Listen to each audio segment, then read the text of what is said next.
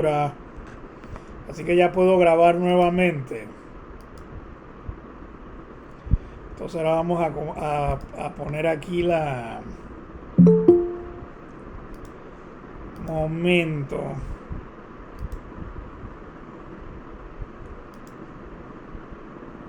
Poner la captura de ventana.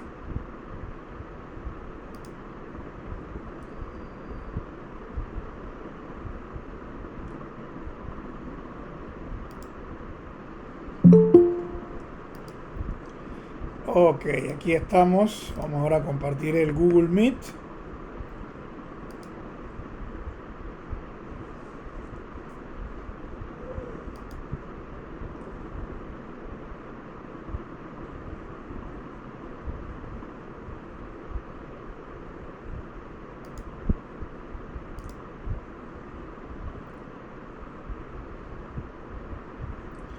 Muy bien, ya estamos listos.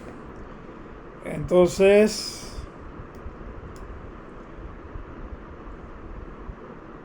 para estar seguro de lo que estamos hablando, negocios jurídicos obligacionales, reales, familiares y sucesorios. Los negocios jurídicos obligacionales son aquellos que tienen por objeto fundamental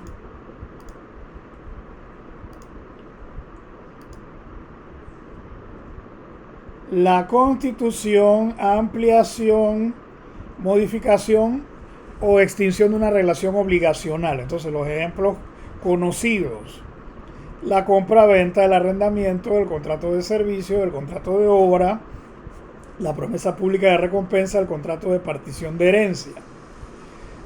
En cambio, los negocios reales son los que están dirigidos a la constitución, modificación, transmisión o extinción de un derecho real. Ejemplo: la transmisión de la propiedad, renuncia a la propiedad de un inmueble, abandono de la propiedad de una cosa mueble, la renuncia a una hipoteca, entre otros ejemplos que se podrían encontrar. Los negocios jurídicos familiares son los contratos jurídicos personales sobre el estado civil, la celebración del matrimonio, la adopción, su constitución y su extinción, el contrato de bienes con ocasión del matrimonio o las capitulaciones matrimoniales. Los negocios jurídicos sucesorios son aquellos que se refieren a las disposiciones que son mortis causa. Solamente recordar que acuérdense que como estos son los ejemplos parafraseados del libro del alemán Karl Larens, obviamente que en Alemania y en España sí se permiten los contratos sucesorios, que por eso es que se habla de que en España existe el testamento mancomunado.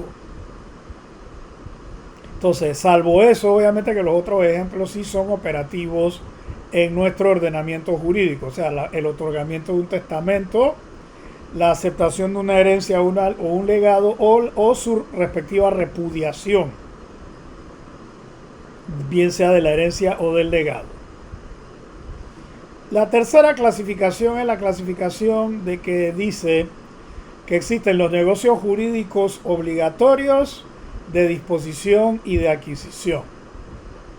Se parecen un poco a los de la segunda clasificación en cuanto al contenido obligacional. Pero entonces los negocios jurídicos obligatorios serían aquellos por los que una persona contrae frente a otra determinadas obligaciones, siendo su efecto primario la constitución de un deber de prestación y con ello de una relación obligacional donde se origina el derecho a exigir la prestación, es decir, un derecho de crédito, que sería entonces el típico ejemplo de los contratos bilaterales. En cambio, los negocios jurídicos de disposición son aquellos que están dirigidos inmediatamente a actuar en un derecho existente, modificándolo, transmitiéndolo o produciendo su extinción. En este caso se presupone que el disponente estaba facultado para disponer del derecho en cuestión. Esto es que a tal respecto le correspondía un poder de disposición. Ejemplo: la condonación de una deuda como modo de extinción de obligación y por supuesto el contrato de cesión de créditos. Los negocios jurídicos de adquisición, en cambio, son aquellos por los que alguien adquiere un derecho, en general. El ejemplo de la apropiación de las cosas res nullius o las cosas sin dueño. Por regla general, un contrato bilateral es para cada una de las partes al mismo tiempo tanto un negocio obligatorio como uno de adquisición.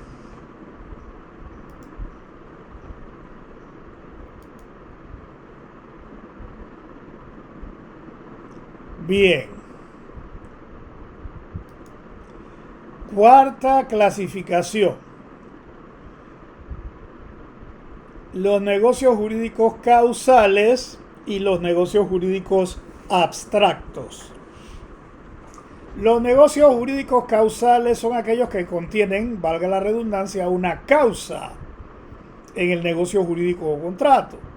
Y en general, ¿qué es la causa? Es el fin jurídico o el objetivo de la obligación, el cual al propio tiempo da a conocer el fin económico perseguido con el negocio. Entonces, en ese sentido, todos los contratos o negocios jurídicos obligatorios o que generan obligaciones o que son de contenido obligacional, siempre tiene que existir la causa de el fin económico y jurídico perseguido por el negocio. Porque entonces, en ese sentido, si tomamos el ejemplo clásico de la compra-venta, obviamente que la compraventa implica un enriquecimiento patrimonial bilateral. ¿En qué sentido? En el sentido de que el vendedor le transfiere la propiedad al comprador sobre el bien comprado. Viceversa, el comprador le transfiere al vendedor le transfiere la propiedad del, del dinero del negocio. Denme un minuto. Ah, no, ya cerró el personaje este. Bien. No, ahora lo voy a ignorar.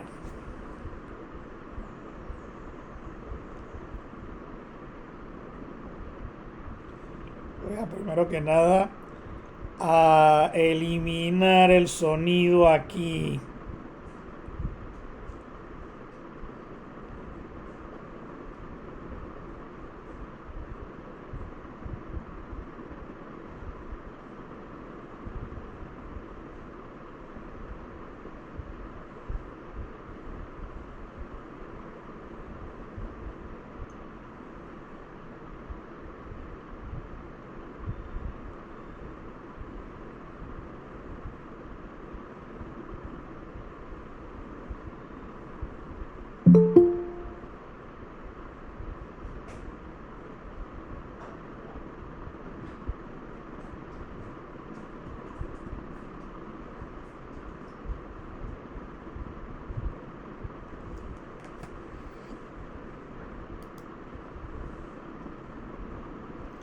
Ajá. Entonces, como les iba diciendo, los negocios jurídicos causales son aquellos que contienen una causa, un fin jurídico de la obligación, el cual al mismo tiempo da a conocer el fin económico perseguido con la celebración del negocio. Entonces, todo contrato que genere una obligación implica precisamente una finalidad. Entonces, ¿cuál es la finalidad? En la compraventa, la transmisión de la propiedad. Entonces, por supuesto, el fin económico es precisamente el aumento patrimonial que reciben cada una de las partes. Claro, obviamente que el enriquecimiento parcial, el enriquecimiento patrimonial viene a ser diferente porque es para el comprador, es recibir el objeto vendido. Para el vendedor es recibir la propiedad sobre el dinero. Entonces, pero igual es un fin económico en ambos casos. Entonces, eso es lo que se está intentando aclarar con esto. Los negocios jurídicos abstractos son aquellos que son válidos independientemente de la validez del negocio básico al que adecuadamente se refieren. Esto es que no es necesario mirar la causa del mismo, de allí su carácter abstracto. Entonces, un bono al portador, una letra de cambio, un reconocimiento de deuda constitutivo. ¿Cuál podría ser un ejemplo más real o más práctico?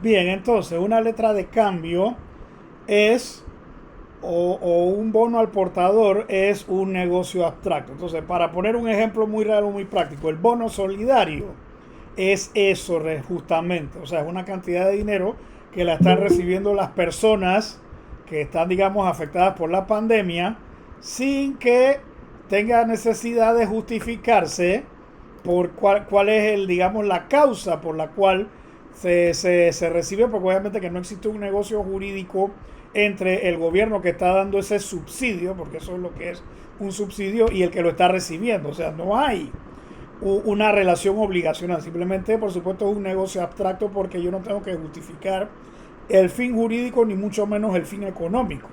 Porque obviamente que el que recibe un vale de eso, o un cheque o un bono de eso, obviamente que por supuesto no tiene que justificar que, o sea, de dónde salió ese dinero. Simplemente es algo que el gobierno se lo está concediendo. Entonces, por eso es que estamos hablando de esto y de esa diferencia entre los negocios causales y los negocios abstractos. Ahora que ustedes van a dar comercial, que van a dar documentos negociables, obviamente que les van a decir eso mismo, que una letra de cambio es un negocio abstracto, porque obviamente que tiene una causa diferente a, digámoslo así, a lo que es, o sea, la letra de cambio, el cheque o el pagare son instrumentos de pago. Entonces, en ese sentido, por supuesto, ya el negocio causal puede haber estado más arriba, en el sentido de que yo libro el cheque para pagar una compraventa. Entonces puede ser un cheque normal o un cheque certificado, pero obviamente que la causa de ese negocio abstracto aparece en otro lado, en el contrato que le da fundamento o el contrato subyacente. Bien. Quinta y última clasificación según Karl Arens y Puig Peña: negocios jurídicos onerosos y negocios jurídicos gratuitos. Se trata de una subclasificación de los negocios causales. Los negocios jurídicos onerosos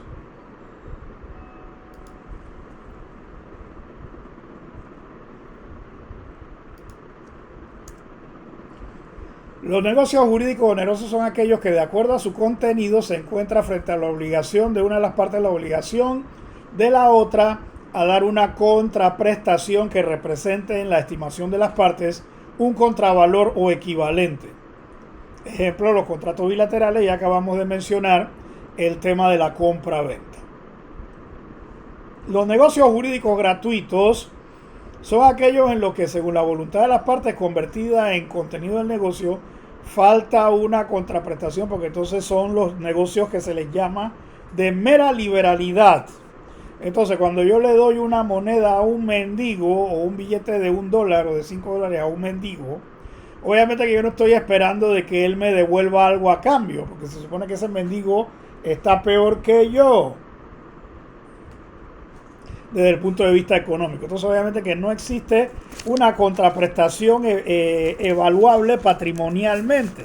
Con un simple gracias es suficiente para sustentar el asunto.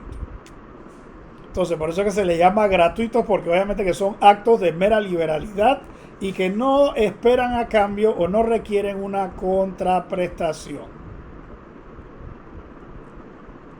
Bien. Pregunta hasta aquí. A ver.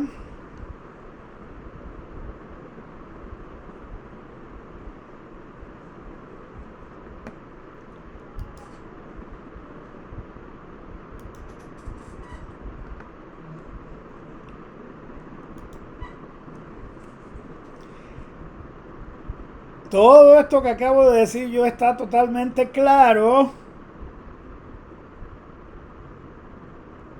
A ver.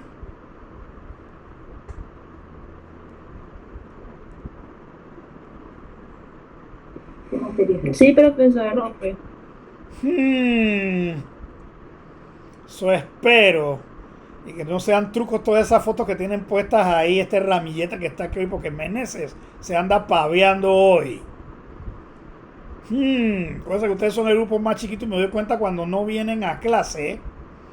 Eso va contigo, Alexandra. Está chifiando el tax. Siempre presente, profe, siempre presente. Siempre presente. La semana pasada no te vi en la conferencia. Chifiaste mi conferencia. Bueno, vamos a terminar con este tema diciendo lo siguiente. Pero obviamente que acuérdense que esto es simplemente un resumen básico para recordar algunas cosas que debieron haber aprendido ustedes el otro día. Obviamente que ahora vamos a referirnos a la teoría general del negocio jurídico en general y después en particular a la teoría general del contrato. Como no podemos repetir negocio jurídico en su totalidad, aquí solamente vamos a ilustrar qué significa esa frase que se llama la teoría general de algo.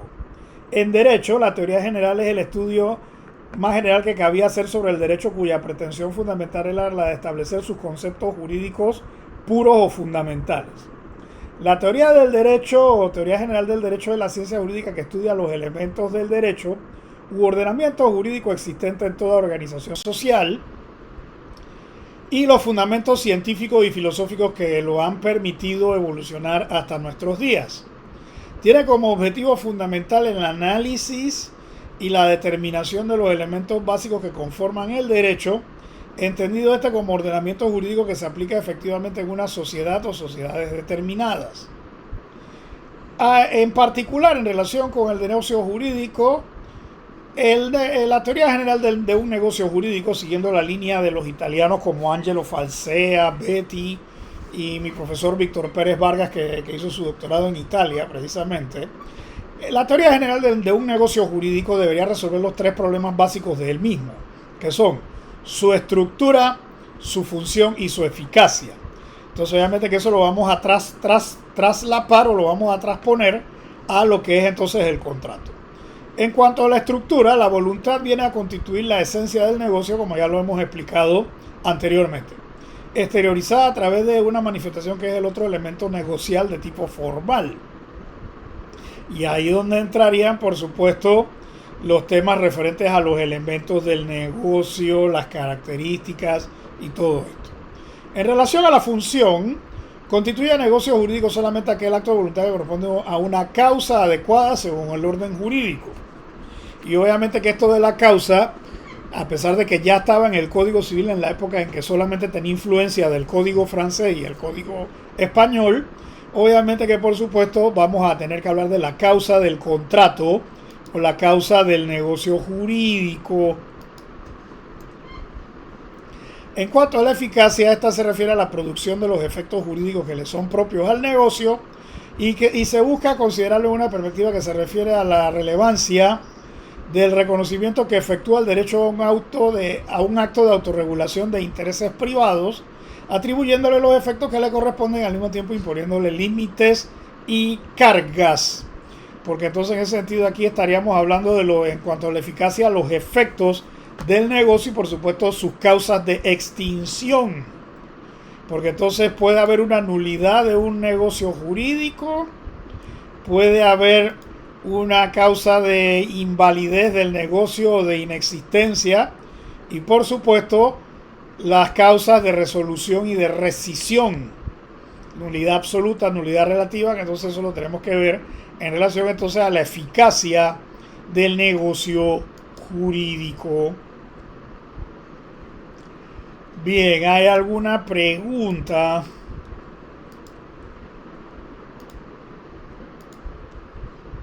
No, profe.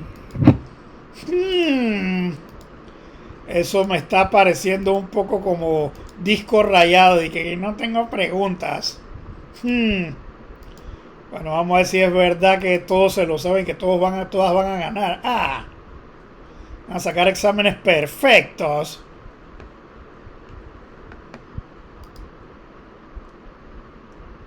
Bien, vamos entonces a cerrar la clase de hoy. Comenzando la explicación del artículo 1106 del Código Civil, porque obviamente que ese es el primer punto ya que vamos a abarcar dentro de lo que es el tema del módulo 1 del derecho de contratos. Porque entonces en ese sentido los contratos no se hacen automáticamente, sino que dependen de la autonomía de la voluntad de las partes. Entonces en ese sentido celebrar un contrato como negocio jurídico bilateral es un acto de autonomía privada.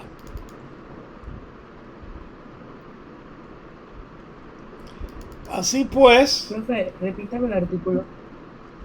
solamente he mencionado el artículo 1106. Ese es el único que he mencionado. A ver, ¿y qué dice ese artículo ya que tú estás preguntando? ¿Tienes el código ahí? Sí, aquí lo tengo. Bueno, abre y lee qué Artículo dice el 1106. artículo 1106. Los contratantes pueden establecer los pactos, cláusulas y condiciones convenientes, siempre que no sean contratos contrarios a la ley, a la moral ni al orden público. Muy bien, entonces esa es la norma central de lo que es entonces la autonomía privada en el Código Civil y que es entonces lo que diferencia al derecho privado del derecho público, porque como lo acabamos de leer ahí, obviamente que yo puedo hacer lo que me venga en gana siempre y cuando que no sea contrario ni a la ley, ni a la moral, ni al orden público. Entonces, en derecho público el principio es el contrario. A ver, ¿cuál es? A ver.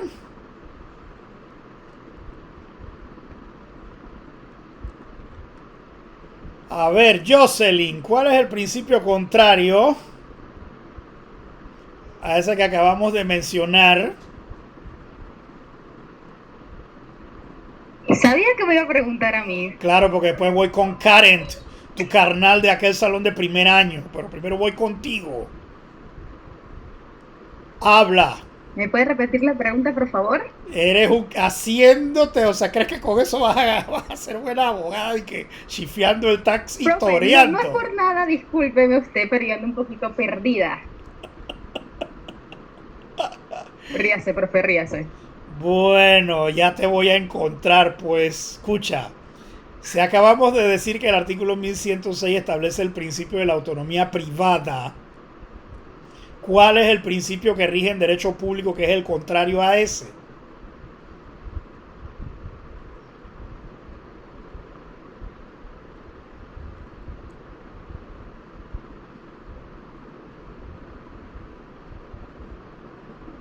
A ver.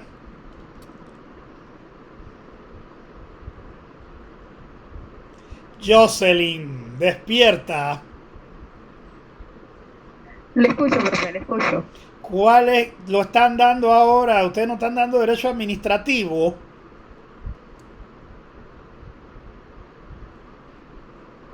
Yo no. Tú eres un caso Una materia insólito. me parece esa carrera. ¿Ah? Una materia me parece esa esa asignatura. Ay, no, pero eso se da en constitucional también, así que no me vengas con ese cuento a esta hora. A ver, Karen, ¿cuál es el principio contrario que rige en el derecho público? Karen, habla.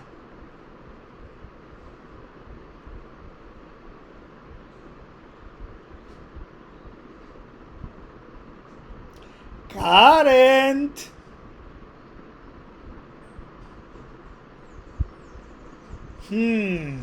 A tener que comunicarme con mi sesión de espiritismo con el espíritu de Karen.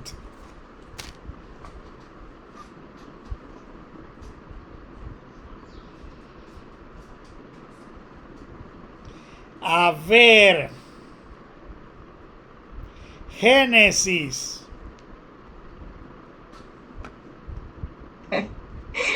Paso, profe. No, aquí no estamos jugando dominó, aquí no puedes pasar porque yo no he dado ese permiso. A ver, Victoria.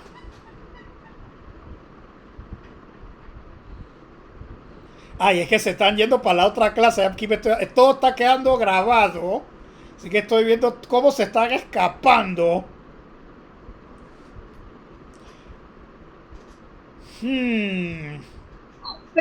Profe, iba a presionar para activar el micrófono y presioné fue el rojito para salirme. Sí, ya te estoy viendo. Bueno, ¿cuál es el principio, Victoria? Profe, es que si yo me la supiera ya yo hubiera respondido, pero ahorita mismo no me acuerdo. Oye, tú no estás dando derecho administrativo ahora. Y no me vengas con el truco que sacó Jocelyn. Sí, profe, pero usted sabe que cada profe trabaja a su manera. No, a eso su todos los profesores de velocidad. derecho administrativo dicen lo mismo. ¿Cuál es el principio básico del derecho administrativo, niña? El principio de estricta legalidad. ¡Claro! Que los funcionarios públicos solamente pueden hacer lo que la ley les autoriza a hacer. Victoria, Verdad. traviesa. Claro que todos los profesores debieron haber dicho lo mismo. Entonces, eso es para que tengan clara la comparación de lo que les voy a explicar a partir de la próxima clase cuando haya del artículo 1106, porque el artículo 1106 del Código Civil, como establece el principio de la autonomía privada, es diferente o es contrario al de la legalidad. Que ahí es donde está el kit de esto, porque entonces el principio de legalidad, el funcionario público solo puede hacer lo que la ley le permite. Principio de autonomía, el particular o el ciudadano o el individuo puede hacer todos los contratos que quiera, siempre y cuando que no haga contratos que sean contrarios ni a la ley, ni a la moral, ni al orden público. Que eso entonces lo vamos a explicar con más calmita cuando pueda volver a ver clase. Entonces, como ya se estaba compartiendo el Google Meet, ¿no? Por ejemplo, para que vean la primera parte del resumen. La autonomía de la voluntad, como lo dice el profesor Valencia en su libro, implica que todo sujeto de derecho puede contratar con cualquier otro y que el derecho de obligaciones a través del contrato y los actos o declaraciones unilaterales es el terreno donde esa autonomía de la voluntad se manifiesta con mayor claridad. Entonces, obviamente que aquí a continuación venía lo que ha leído la estudiante que leyó, que ahí está la transcripción del artículo 1106, entonces pues viene una pequeña explicación tomando en cuenta lo que dice el profesor Valencia en su libro y el libro de Betty. Entonces, la próxima vez que haya clase, vamos a hablar de eso. O sea, que sea este próximo jueves o no sé cuándo, whatever. Y este grupo ya tiene mucho relajo. O sea, acuérdense que ustedes son poquititos, no son más de 24. Entonces, no están viniendo a clase. Y hoy, para variar, Meneses se pavió hoy. Así que voy a empezar a pasar lista aquí para ver quién está y quién no está. Igual todo queda grabado.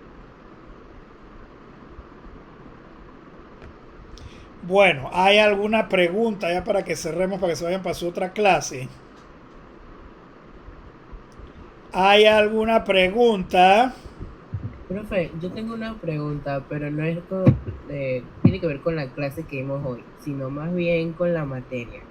A ver, Es que si usted ha subido algo a la UP virtual, porque a mí no me sale nada. es que no he subido nada todavía porque estaba en la limpieza del disco duro de mi computadora porque se había colapsado. Entonces ya, esta es la primera grabación que hago como en 4 días. Entonces obviamente que ya me voy a sentar a empezar a subir cosas en la UP virtual para que vayamos avanzando. Entonces eso de esta semana no pasa. Y también a los que Ok, no les ha gracias. llegado el enlace para ver los videos se lo voy a mandar también.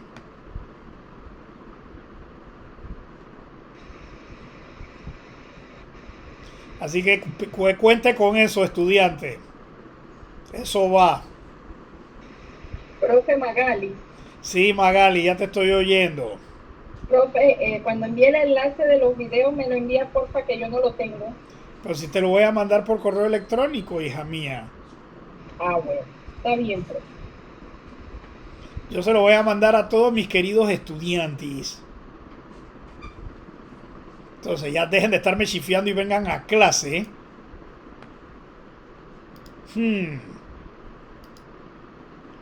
Bueno, si no hay más preguntas, entonces vamos a ir cerrando, porque creo que ya empezó Susi, la siguiente hora de la clase, del horario, mejor dicho. Así que entonces me voy despidiendo. Que tengan un excelente día y cuídense.